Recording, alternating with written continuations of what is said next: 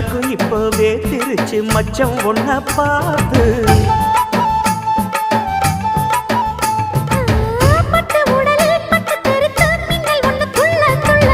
வெக்கம் துடிக்க விளக்கணைக்க ஜன்னல் கண்ணை மூடிக்கொள்ள 10 நாள் கழிச்சு தாண்டி கதவை திறக்கணும்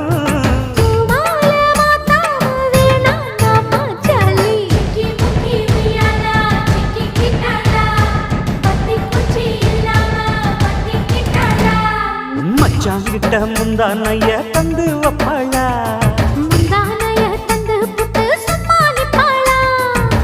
பல நாள்